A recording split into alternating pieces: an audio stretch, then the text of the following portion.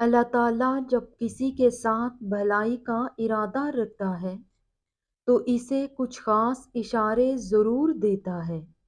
یاد رکھیں کہ جب اللہ تعالیٰ اپنے کسی بندے کے ساتھ بھلائی کا ارادہ کرتا ہے تو اس کو دین کی حقیقی سمجھ بوجھ عطا کر دیتا ہے، فکر آخرت کی توفیق عطا فرما دیتا ہے اور اسے دنیا سے بے رغبت کر دیتا ہے۔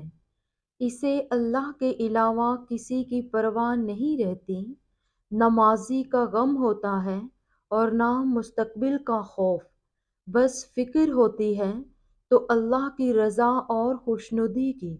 یاد رکھو کہ جب تم گہرے درد میں سوالی بن کے اللہ کے سامنے جاتے ہو، جب تم بے بیاں خاموشیاں لے کے اللہ سے فریاد کرتے ہو، جب تم اپنی خطاؤں کی ٹوکری لے کے اس سے رحم کی بھیک مانگتے ہو، تو وہ اپنی ساری رحمت سمیٹ کے تمہارا استقبال کرتا ہے، اپنی پرسکون سی یاد میں لپیٹ کے دنیا کے ہر درد سے آزاد کرا دیتا ہے، اپنے نور سے تمہارا بکھرا ہوا دل پر نور کر دیتا ہے۔ بس اس کی طرف آنے کی ذرا سی دیر ہے۔ تم اللہ سے لگائی امیدوں پر اپنی سوچوں کے بند نہ باندھو۔ وہ رب تو رحیم و کریم ہے، وہ جس نے تمہیں ان دعاؤں کی توفیق عطا فرمائی ہے، وہی اس چیز کو تمہاری تقدیر کے صفوں میں شامل کرنے پر بھی قادر ہے۔ بس پورے مخلص دل کے ساتھ اس کی رہنمائی اور اس کا کرم طلب کرتے رہو، وہی تمہارے سب کام سنوار دے گا۔ اللہ تعالیٰ قرآن کریم میں فرماتا ہے، اور جہاں کہیں تم ہو وہ تمہارے ساتھ ہے۔ کس قدر خوبصورت تسلی ہے نا! اللہ نے فرمایا، ڈرو نہیں، میں تمہارے ساتھ ہوں، سن بھی رہا ہوں اور دیکھ بھی رہا ہوں۔ لہٰذا خود کو اس کی رحمت سے باہر نہ سمجھیں اور خوش ہو جائیں، کیونکہ آپ کے مسئلے حل ہونے کو ہیں۔ اللہ تعالیٰ قرآن مجید میں فرماتا ہے، اور اللہ بہترین منصوبہ ساز ہے۔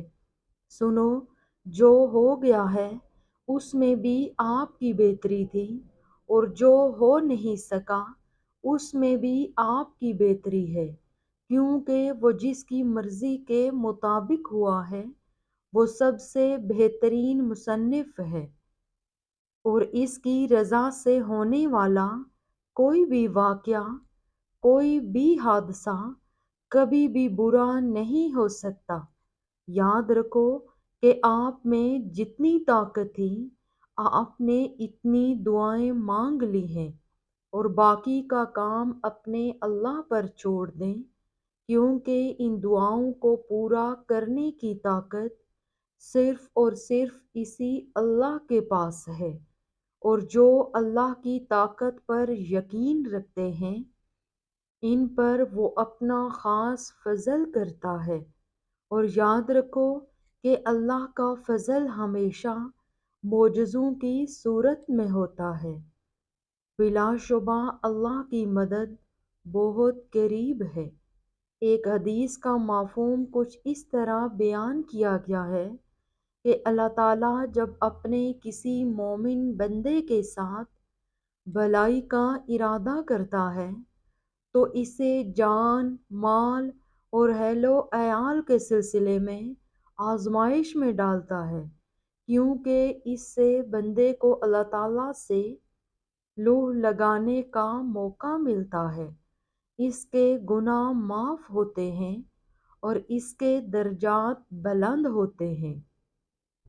یاد رکھیں کہ قبول نہ ہونے والی دعا قبول ہوئی دعا سے بڑا معجزہ ہوتی ہے، کیونکہ آپ کی کچھ دعائیں آپ کو توڑ دینے والی ہوتی ہیں، اور جب اللہ یہ دیکھتا ہے کہ آپ کی نیت صاف ہے تو اللہ آپ کو ان توڑ دینے والی دعاؤں سے بچا لیتا ہے۔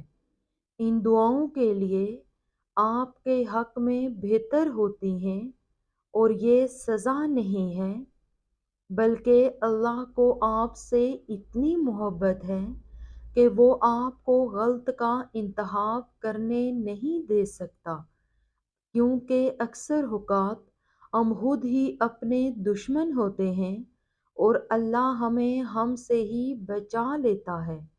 یہ بھی ہو سکتا ہے کہ کسی چیز کو آپ برا سمجھو اور وہ آپ کے لیے اچھی ہو، اور کسی چیز کو آپ اچھا سمجھو اور وہ آپ کے لیے بری ہو۔ آپ نہیں جانتے، لیکن اللہ جانتا ہے۔ یاد رکھو، اللہ کو ماننا تو آسان ہے، لیکن اللہ کی ماننا مشکل کام ہے۔ اس لیے اللہ کبھی کبھار ہمیں زندگی کے اس موڑ پر لا کھڑا کرتا ہے جہاں ہمارے پاس کوئی بھی آپشن نہیں بچتا، پھر ہمیں اللہ ہی کی ماننی پڑتی ہے، اور یہی ہمارے ایمان کا امتحان ہوتا ہے کہ جس چیز کا ہم اللہ سے دعویٰ کرتے ہیں، کیا واقعی ہم اس پر پورا بھی اتر سکتے ہیں۔ اپنی رضا کے لیے تو سبھی اللہ پر یقین رکھتے ہیں، لیکن اللہ کی رضا کے لیے صبر صرف پختہ ایمان والے کرتے ہیں۔ اور یاد رکھو کہ جو اللہ کی بات نہیں ٹالتے، اللہ پھر ان کی بات نہیں ٹالتا، اور یہ آزمائشیں ہی تو ہمارا ایمان زندہ رکھتی ہیں۔ جانتے ہیں کہ ہر محرومی آپ کا امتحان ہے۔ قرآن کریم میں ارشاد فرمایا گیا ہے، اور آپ کیا گمان کرتے ہیں کہ یہ کہنے سے چھوڑ دیے جائیں گے کہ میں ایمان لایا اور پھر آزمائے نہ جائیں گے؟ اور سنو، جو دعائیں قبول نہیں ہوتی وہ بہترین اجر رکھتی ہیں۔ اس لیے آپ کو کہانی کا دوسرا رخ نہیں دکھایا جاتا۔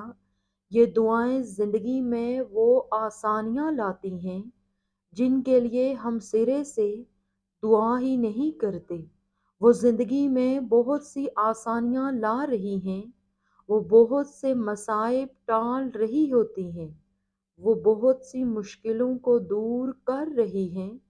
ہم عقل والے نہیں بن سکتے، کیونکہ عقل کسی کسی کو ہی نصیب ہے۔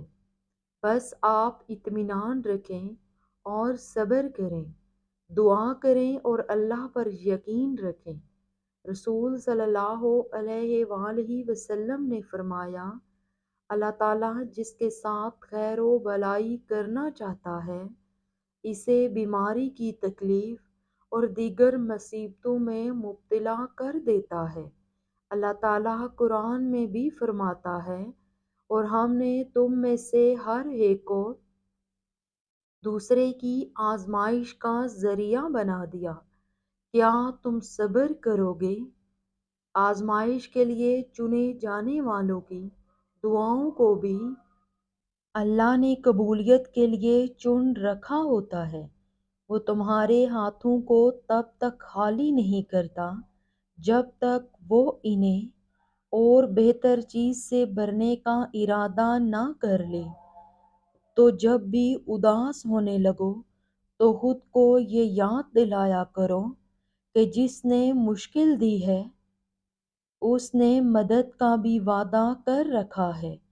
وہ آزماتا اسی چیز سے ہے جو تمہیں بے حد پیاری ہوتی ہے، تاکہ اس چیز کے ملنے کی تڑپ تمہیں اللہ پاک سے ملوا دے۔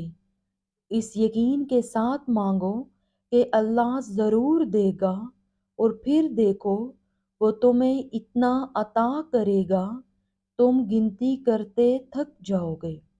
دعائیں نصیب سے نہیں بلکہ نصیب دعاؤں سے ملتا ہے، اور کائنات کے سارے معجزے دعاؤں سے ہی تو ہوتے ہیں۔